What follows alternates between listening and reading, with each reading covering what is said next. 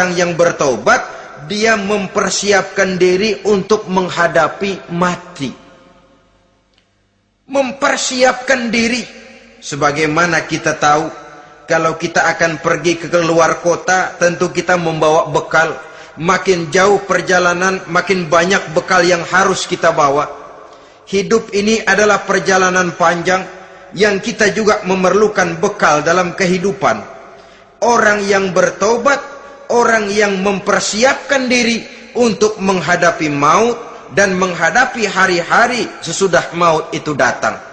Menghadapi kehidupan di alam barzakh, menghadapi kehidupan di alam akhirat dan selanjutnya. Dia mempunyai persiapan sehingga kapan maut datang dia sudah punya persiapan lebih dahulu. Saudara, kalau kita siap dipukul orang, pada saat pukulan itu datang, rasanya sakitnya agak lebih kurang daripada kita tidak pernah siap untuk dipukul. Walaupun bobot pukulannya sama, tapi kita akan lebih punya daya tahan kalau kita sudah siap. Oleh karena itu, orang yang bertobat, orang yang mempunyai persiapan untuk menghadapi mati. Tidak hanya untuk menghadapi mati, tapi juga menghadapi hidup di seberang kematian nanti. Maka karenanya, dia sibuk dengan dunianya, tapi juga dia lebih sibuk dengan akhiratnya. Dia tenggelam dalam berbagai macam kesibukan dunia, lain saat dia memfanakan diri untuk membekali diri menghadapi kehidupan sesudah hidup yang sekarang ini. Ciri-ciri ini tentu akan kelihatan dari gerak hidup seseorang. Saudara-saudara kaum muslimin rahimakumullah. Jadi dengan kata lain, kalau kita kembali kepada surah Ali Imran ayat 135 tadi, apabila dalam kehidupan terjebak kita kepada perbuatan dosa atau zalim kepada diri sendiri, zakarullah, segeralah mengingat Allah, fastaghfaru li dzunubihim, dan segera memperbanyak istighfar, memohon ampun kepada Allah Subhanahu wa taala, sebab dosa dalam Islam hanya bisa ditebus dengan taubat. Bukan dengan uang, bukan dengan beras, bukan juga dengan piagam. Dosa dalam Islam hanya bisa ditebus dengan melaksanakan taubat kepada Allah. Dan untuk bertaubat tidak usah ngulur waktu. Besok saja, bulan depan saja, tahun depan saja, nanti saja kalau sudah agak sedikit tua. Ibarat diri kita ini kaca, kata Imam Ghazali, maka dosa adalah debu. Apabila kaca kena debu, sedikit nempel debu, lalu dilap, sedikit nempel debu, terus dilap lagi, insya Allah kaca akan tetap bersih.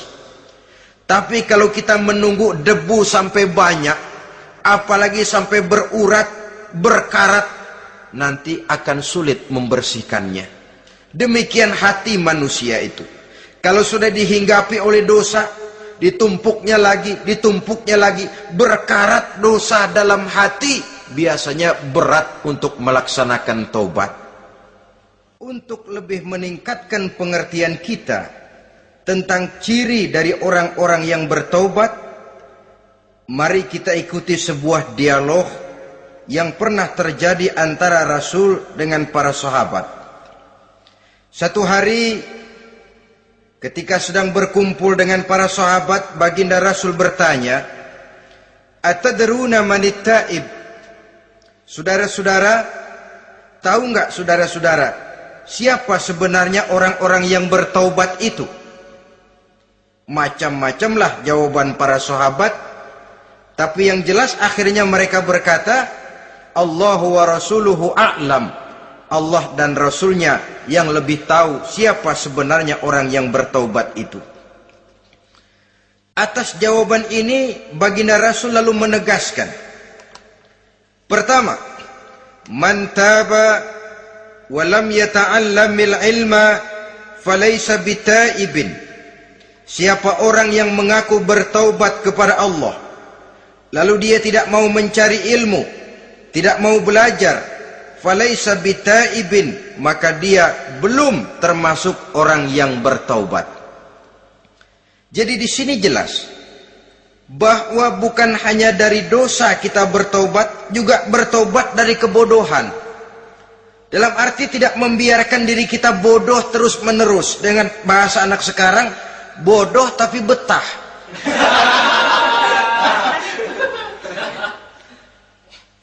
Orang yang mengaku bertaubat tapi tidak menggali ilmu, tidak mau belajar, tidak mau mencari ilmu, tidak hadir di mana majelis taklim, belum dianggap taubat yang sebenarnya. Jadi grafik orang yang taubat itu kelihatan dari kesungguhannya mencari ilmu, menghadiri majelis taklim, menghadiri kuliah-kuliah, ceramah-ceramah dan diskusi-diskusi keagamaan. Rakus dia dengan ilmu pengetahuan agama. Sehingga dengan ilmunya taubatnya semakin mantap. Ini ciri yang pertama. Lalu beliau bersabda lagi, "Wa man taba wa lam yazdad fil ibadati falaysa bitaibin." Barang siapa yang mengaku bertaubat tapi ibadahnya tidak tambah-tambah, maka dia belum termasuk orang yang taubat. Orang yang bertaubat ada grafik peningkatan ibadahnya. Jadi kalau mulutnya taubat, minta ampun, tapi ibadahnya gitu-gitu aja, belum merupakan taubat yang sebenarnya. Jadi pada saat dia melaksanakan taubat, memproklamirkan diri untuk kembali ke jalan Allah, nilai ibadahnya meningkat. Kalau sholatnya tadinya cuma sekedar yang wajib-wajib saja, setelah dia taubat bertambah melaksanakan yang sunnah, rawatibnya, qobliyah, ba'diyahnya, atau kemudian nawafilnya berupa tahajud, hajat, duha, istikharah, dan solat-solat sunnah lainnya. Jadi kelihatan dari peningkatan ibadahnya. Ini ciri yang kedua. Yang ketiga kata Nabi lagi, wa man taba wa lam yardal khusama falaisa bitaibin. Barang siapa yang mengaku bertaubat kepada Allah tapi dia tidak bisa meredoi musuh-musuhnya, maka belum lagi dia dianggap orang yang bertaubat. Meredoi, memaafkan musuh. Saudara, memberi maaf itu lebih sulit daripada minta maaf. Tapi memberi maaf lebih mulia daripada minta maaf. Minta maaf gampang, memberi maaf yang sulit. Karena itu orang yang memberi maaf menunjukkan jiwa yang lebih luhur daripada orang yang minta maaf. Sebab apa? Posisi orang yang memberi maaf kan posisi orang yang menang. Biasanya dalam posisi menang orang gampang congkak dan sombong. Orang datang minta maaf kepada kita, lalu timbul keseganan. Iya, minta maaf sih gampang. Memberi maaf itu yang sulit, tapi itu yang sangat dianjurkan. Dan itu merupakan ciri dari orang-orang yang bertaubat. Lalu apalagi? Wa man taba wa lam yughayyir libasahu wa zinatahu falaysa bitaibin. Barang siapa yang mengaku bertaubat tetapi pakaian dan perhiasannya tidak berubah, maka dia belum lagi dianggap bertaubat. Orang bilang pakaian memang kulit, yang penting isi. Tetapi bagaimanapun kulit mencerminkan isi. Dari pakaian kita bisa mengkaji kepribadian seseorang. Saya berpendapat bahwa pakaian penting, kulit juga penting. Kulit penting, isi penting. Kulit tanpa isi tidak ada artinya.